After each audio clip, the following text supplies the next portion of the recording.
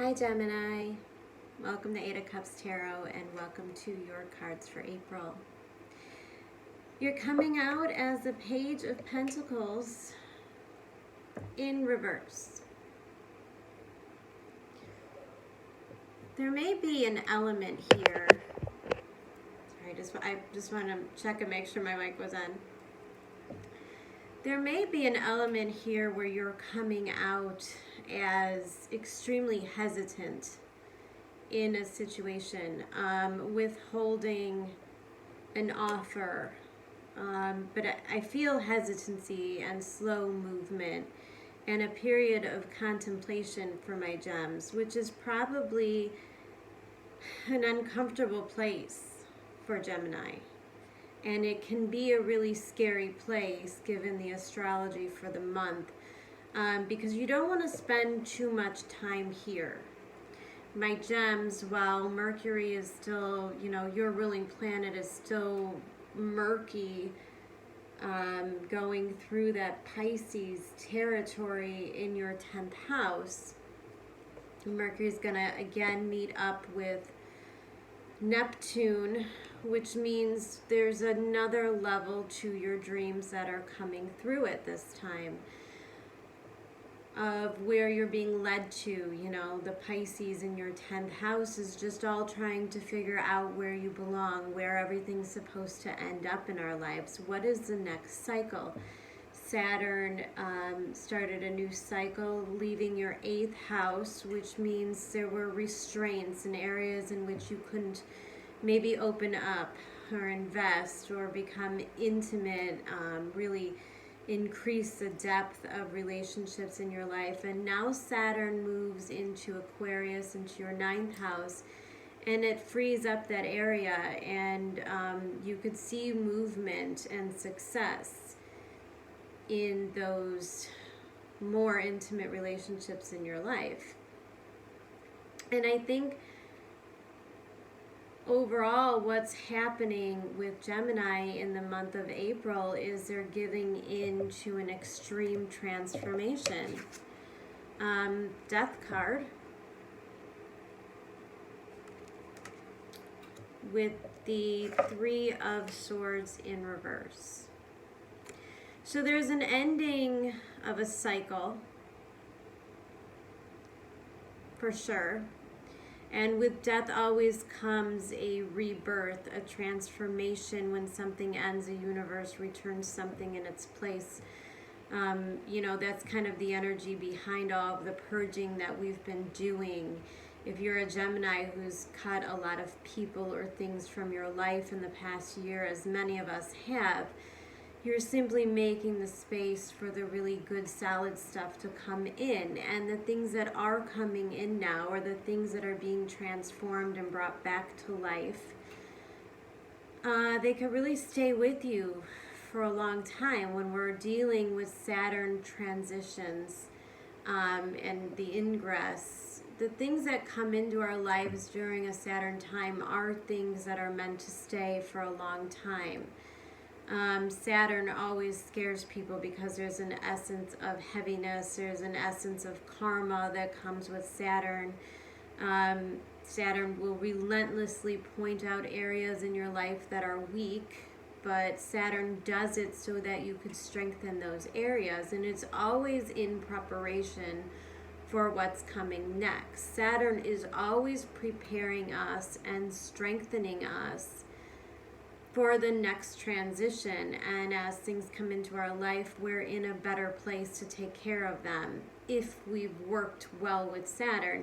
If we bump heads with Saturn, well, that's where that karma feeling kind of kicks in, that feeling of dread, like Saturn's here to punish me or teach me a lot of lessons. But it doesn't punish you. It makes you stronger. It makes you learn. It's the best teaching planet. And Gemini is kind of a hard time with that Saturn energy because, there's something about the vision and the going and the getting and the communication and the gathering of data. And Saturn kind of appreciates doing things slowly and methodically. Saturn's kind of like more your sister sign of Virgo, being you're both Mercury ruled, but Virgo is more in the earthiness, the slowness, the long-term growing, whereas Gemini wants all of the information as soon as possible and doesn't always take the time to sort through the good and the bad, but just kind of all clumps it up. And then Saturn comes into the Gemini's life and teaches you how to sort and sift methodically through the things that you want to keep in your life and the things that have to go. And Geminis tend to get distracted by the shiny things. And I think Saturn going through your 8th house taught you lots of lessons about chasing the shiny things. Because in the 8th house, it's not about instant gratification. It's about the opening of the heart. You know, I always look at the 7th and 8th house. The 7th house is the forming of a relationship and a bond. It's the promises that you make to each other. It's the establishment of the partnership. But when you get into 8th house stuff, that's the activity, and that's who you are when you share with others, when you open up to others. There's different levels of us. And the 8th house talks about, you know, when we're in relationships, and especially karmic relationships, deep love relationships, that they could tend to trigger fears in our subconscious, and we tend to act out those fears. Things can feel very intense and scary, and we may, over the period of time of Saturn dealing with there may have been times where you've wanted to run away from situations where it felt too intense, where it felt like it was too heavy. It may have felt like it came with too much responsibility. And now that Saturn's transitioning out of the 8th house, new possibilities are born. Things don't seem so heavy, and you're not so restricted in your ability to share and open up to others. And the reason why I just gave this long-winded Saturn speech is because in your hopes and dreams, Gemini, in what you're really looking at in the month of April, which is a big month, by the way, this is where things really start to cement and take form. And what Gemini truly wants and wishes for is that 10 of Cups. 10 of Cups is the ultimate happiness, yes. It's, you know, the wish fulfillment is the 9 of Cups. And then the 10 of Cups is the taking the 9 of Cups, our happiness, all of what we've invested in ourselves, and then sharing them with others. So the 10 of Cups is when we have enough on our own and we're in a situation in which we want to invite others into our lives, the intimacy into our lives. And there's something really precious about the 10 of Cups because it represents a balance. If you look closely, there's an older couple. Now I say older, like old enough to get married and have children. I'm not talking, you know, elderly. But, you know, and a set of adults that seem happy and provided for and fulfilled. But then there's children also. And so a lot of people think, well, this is the card of I want the wife and the family. But no, it's actually the children represent. It's a relationship in which you're both stable in a mature way, able to handle the trials and the tribulations that a love relationship has. But the children also represent a freedom and a happiness. It's a relationship that where you could feel like you're truly yourself.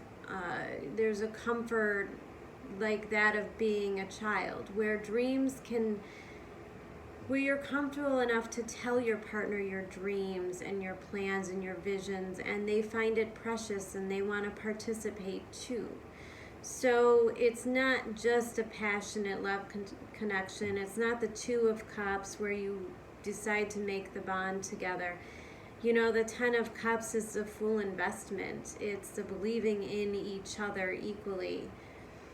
And the giving to your heart and knowing and trusting that this person is going to take care of it, that they also find your heart precious and they wouldn't hurt it. But then your fears, and this is always so true of my Geminis, is the Four of Cups. So coming out as the Page of Pentacles in reverse, telling me you're in a stage of hesitation. What you truly want to grasp and reach for is a beautiful relationship or coming together, a solidifying of a relationship.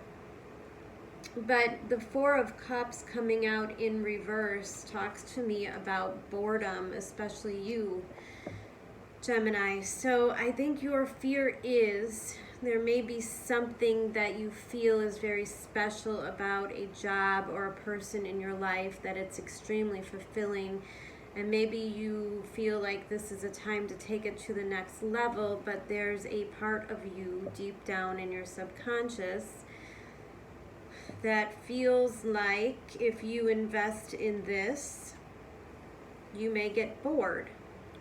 This is my what if. What if something better comes along? What if I decide I don't want to do this anymore? Fear of commitment, fear of missing out, fear of, these are fears, but they're cups, so they're emotional fears.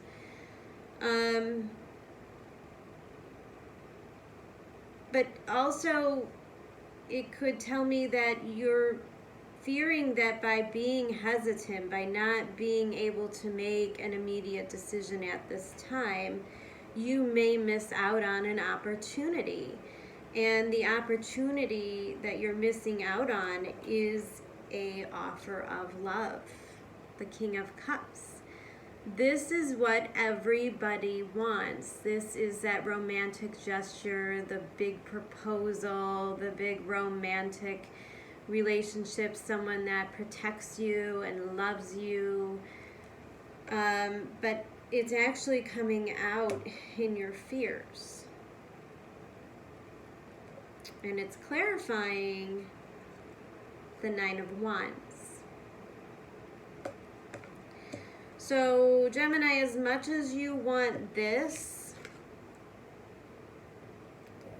you cannot get there with this. And you cannot get there with this. No way. The Fool in reverse as well tells me that you are afraid of letting go and surrendering. There's a fear of taking that leap of faith. And so my Gemini builds a wall around them that actually makes it impossible for them to climb and take that leap of faith. Why?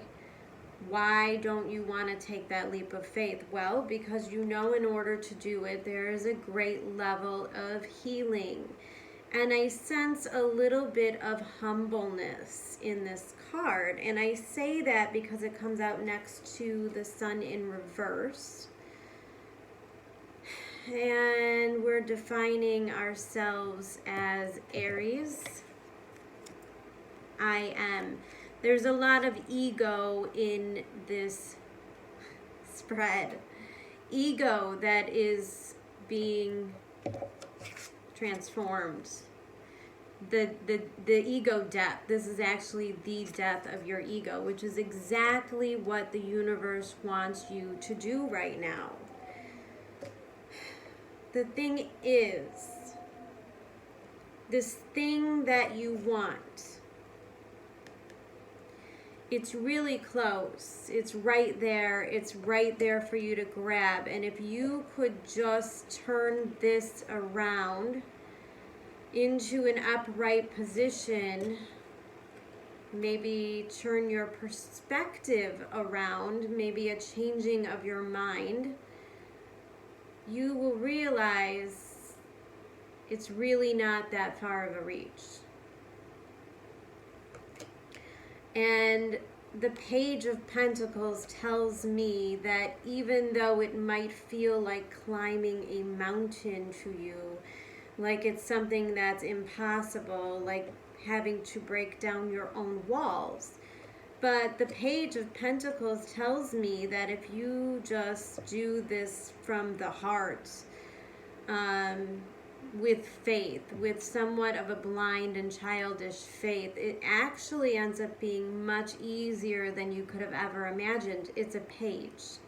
This is not a lot of strife. There's an easiness with your pages, even when they are in reverse. It's not a big thing to get over. It's just the fear of doing it itself that feels so heavy. And the thing that you're doing is stepping out of yourself and opening up. There may have been a long amount of time in which you were in the hermit mode, in your mind, trying to figure out the things like who you are, what holds you back, how do you make progress in this life, and what do you really want. Because I think, again,